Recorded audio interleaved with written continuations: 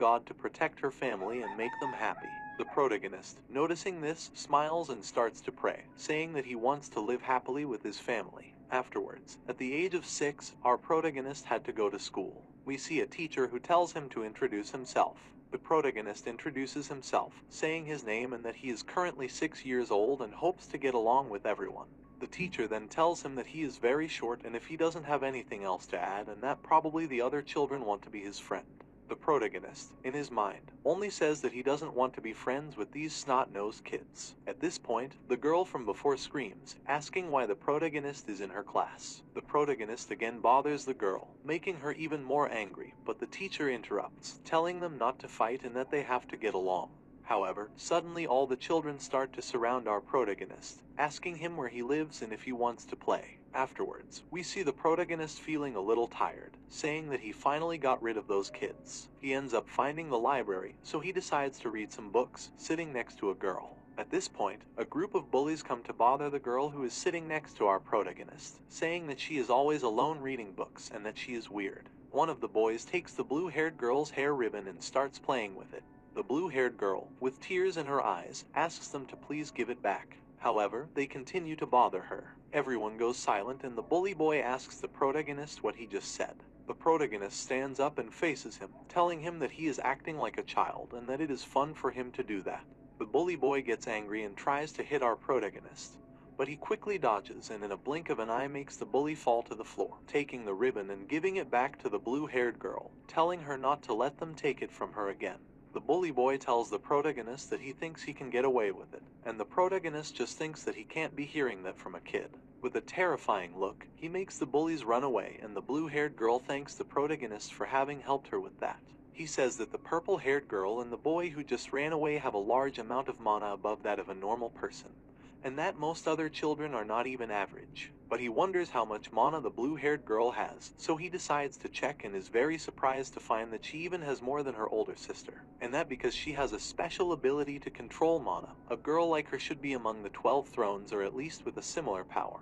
But he had never heard of her name before, and even if she had become a player, she would be recognized. He tells the blue-haired girl that he doesn't know the reason, but that they should be friends and she agrees. He says that in this world, where mana is power, it will be beneficial considering her potential. Then we see the protagonist's mother, who thanks him and he says that she must have taken the paper carnation that he made in school from his backpack. At that moment, the protagonist's older sister approaches, giving him a paper craft, and he thanks her. However, the protagonist's mother says that she noticed that he folded 3 carnations and he tells her that he made one for grandma.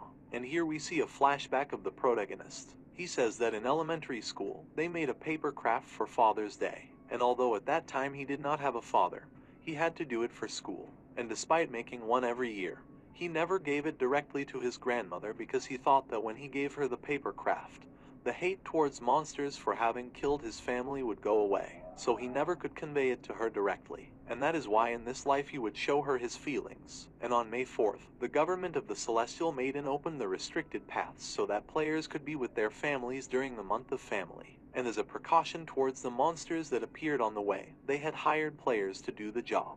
However, due to a kraken that appeared without warning, countless fatalities occurred and among them was the protagonist's family. While they were going to see Grandma, they were annihilated by the kraken.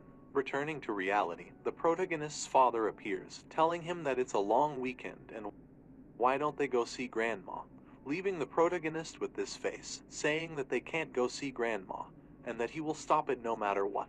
The protagonist's father tells him that they were unable to visit their grandmother because it was too dangerous due to the monsters. However, this year the government will put some players on the road to protect citizens, so it will be easier to go see the grandmother. The protagonist asks his father if they can visit the grandmother at another time. The protagonist's mother approaches and tells him that she even made a craft for the grandmother this year. When the protagonist explains that he wants to visit the grandmother, but not that day, the mother insists that it is the day of the child and that he should act like a child so that his parents do not suspect him. The father then remembers that the protagonist and his older sister have never been to an amusement park before, because they avoid leaving the house frequently due to the monsters. Finally, the father agrees to take them to the amusement park the next day. The protagonist thinks that although he cannot avoid the kraken from coming out, he can at least prevent his family from running into it. However, at that moment, the protagonist's mother receives a call that leaves her very worried. The protagonist's father and older sister ask her what is happening and if something has happened to their grandmother. She tells them that their grandmother has just collapsed. The protagonist says that it is impossible and that before returning to the past, his grandmother was completely well. The father tells the mother that he will go with her because she is worried about her mother. The father responds that they cannot go to the amusement park at a time like this and that as soon as the roads are ready tomorrow, they will go see the grandmother, leaving the protagonist with a sad face. The mother approaches him and tells him that the grandmother is not feeling well, and that she knows he wants to go to the amusement park but that they cannot go now, and that they will go at another time. She promises him. The protagonist says that maybe because he changed the future, the grandmother was hurt and that if he tries to change something else, something worse could happen. He also says that maybe he cannot prevent his family from running into the Kraken, and that if that is the case, maybe this is not so different. He tells himself that no, there is a difference. He is different because he has been storing mana since he returned in time and has experience in battle against the monsters. The protagonist tells his mother that it's okay. They will go see his grandmother, and with a determined face he says that this time it will be different because he will face the Kraken with his own hand.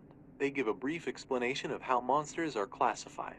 They are classified according to the level of threat to world peace. Rank 9 monsters that pollute the environment or cause epidemics. Rank 8 monsters that pose a physical threat to daily life. Rank 7 monsters that commit medium-level crimes such as robbery and murder. Rank 6 monsters that cause administrative paralysis within the city, either individually or in groups. Rank 5 monsters that attack humans, either in groups or individually. Rank 4 monsters that lead packs of other monsters and make humans their slaves and threaten human prosperity. Rank 3 monsters that cause administrative paralysis at the government level as a single entity, and cause damage equivalent to a disaster. Rank 2 monsters that cause damage at the government level equivalent to a total catastrophe. And Rank 1 monsters that constitute a threat to the existence of humanity as a single entity. Returning to the protagonist, he says that the Krakens are Rank 3 monsters and that the players currently positioned where the Kraken will appear are Rank E and C and that they are not at a level that can defeat a Kraken. He also says that he can't do anything with his current power, and that the only thing he can do until one of the members of the 12 Thrones appears is gain as much time as possible. The protagonist says that the only weapon a child can have is a pair of scissors and a multi-use knife, and that he also wants to bring the kitchen knife but his mother might notice. However, with these weak weapons and covering himself with enough mana, he can damage the monsters. At that moment, the protagonist's sister arrives and asks him if he is ready to go. He responds with a small smile that he is ready. Then we see the protagonist and his family on the road and the mother asks him if he is tired. He responds that he is fine.